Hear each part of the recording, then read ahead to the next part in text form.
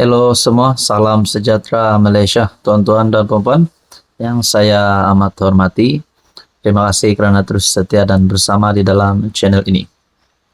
Hujung tahun 2024 kepada rakan keluarga yang menyambut sambutan Christmas dimanapun Anda berada, pastikan Anda stay safe, stay selamat supaya di dalam bulan perayaan ini tiada apa-apa benda yang tidak diingini berlaku.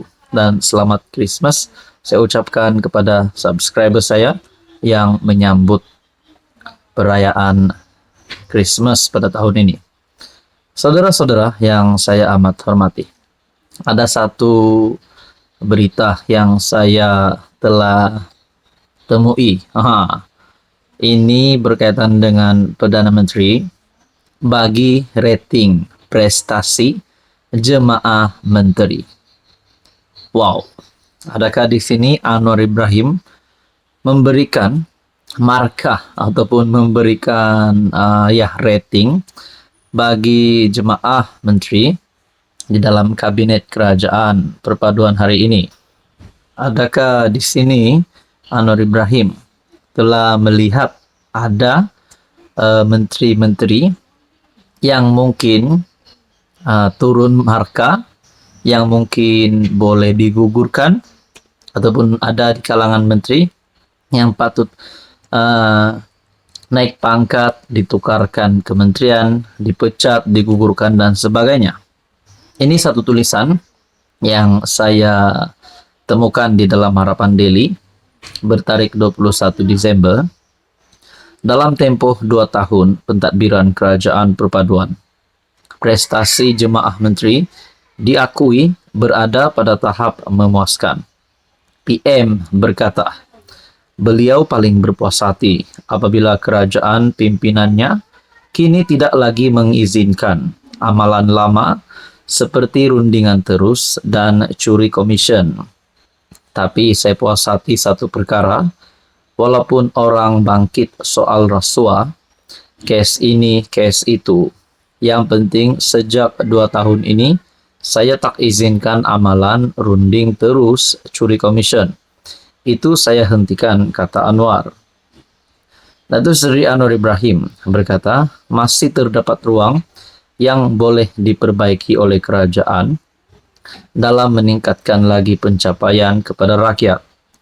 Pada masa sama, PM berkata, walaupun ada beberapa pihak sudah tidak mahu lagi mendengar tentang isu tata kelola, namun beliau tidak boleh menafikan bahawa tata kelola baik adalah sangat penting. Orang tak mahu dengar isu tata kelola, tapi bagi saya ini masalah terbesar. Bagi saya, tata kelola ini paling penting sebab kebocoran, rasuah, hilang dana puluh-puluh bilion, bayar hutang yang tidak sepatutnya kita bayar, katanya lagi seperti dilapor. Nah, saudara-saudara, PM bagi rating prestasi jemaah menteri. Adakah rating ini positif kepada beberapa menteri dan juga rating negatif kepada beberapa menteri? Dan kalau benar PMX memberikan rating yang negatif kepada beberapa menteri di dalam kerajaan, tak kisahlah dari PHK, dari BNK, adakah menteri akan dipecat, ataupun menteri akan digugurkan, ataupun mungkin kabinet akan dirombak semula. Nah, bila kabinet rombak, nanti adalah menteri baru yang bakal naik pangkat, digantikan kementerian, ada yang digugurkan, diganti, dipecat. Nah, saudara-saudara, berkaitan dengan ini, apa komen Anda? Silakan komen di bawah. Hai, hello, salam sejahtera Malaysia, saudara-saudara yang saya amat hormati. Terima kasih kerana terus setia dan bersama di dalam channel ini. Baru-baru ini rakyat Sabah, negeri di bawah Bayu, digemparkan dengan pelantikan TYT Baharu Sabah, Musa Aman. Tahniah diucapkan. Rakyat Sabah telah terima berita tergempar ini dengan lantikan TYT yang baru. Jadi ada yang bertanya, adakah lantikan ini atas kuasa Perdana Menteri Anwar Ibrahim dan juga Ketua Menteri Sabah? Nah, saudara-saudara, satu tulisan daripada Syabuddin bertarik 21 Desember. Anwar sepatutnya nasihatkan Hajiji calonkan nama lain selain Musa Aman. Adakah dengan ini pelantikan Musa Aman sebagai TYT ini adalah satu pelantikan yang tidak adil, karena Anwar sepatutnya nasihatkan Ketua Menteri Sabah untuk mencalonkan nama lain selain Musa Aman. Berbeza dengan kenyataan juru cakap kerajaan perpaduan, Fahmi Fadzil, yang mengatakan cadangan nama calon yang di Pertuan Negeri Sabah adalah hak Ketua Menteri menentukannya dan tidak melibatkan PM.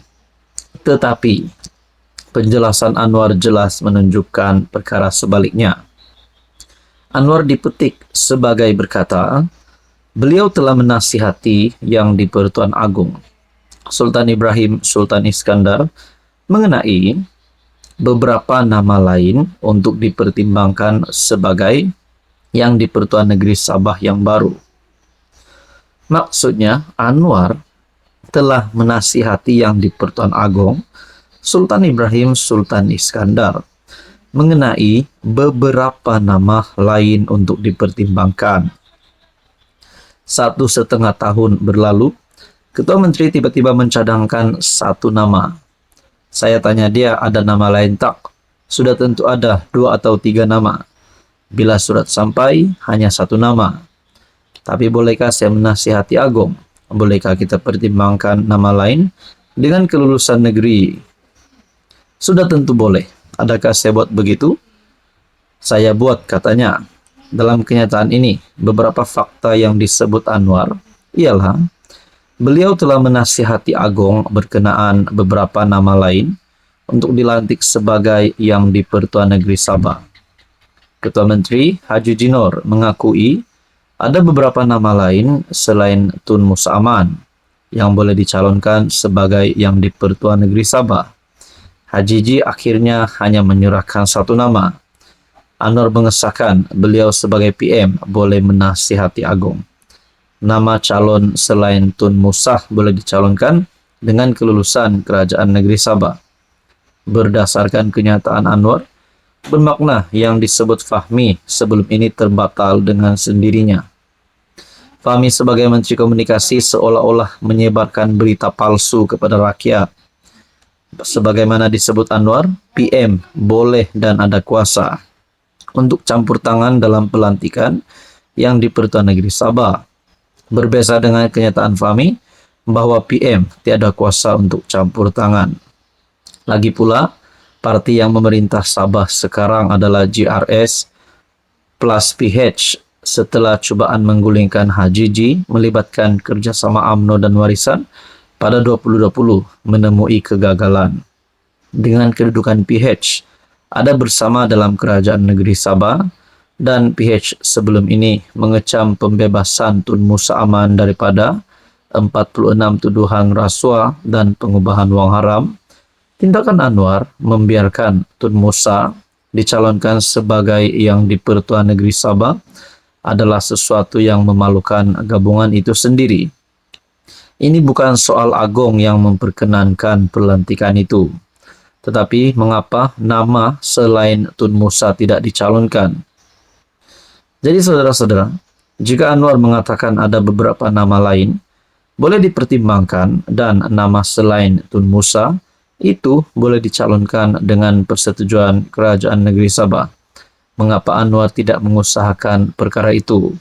Kenapa beliau tidak memujuk, menasihati atau memberi arahan kepada Hajiji sebagai PM agar tidak mencalonkan nama Tun Musa?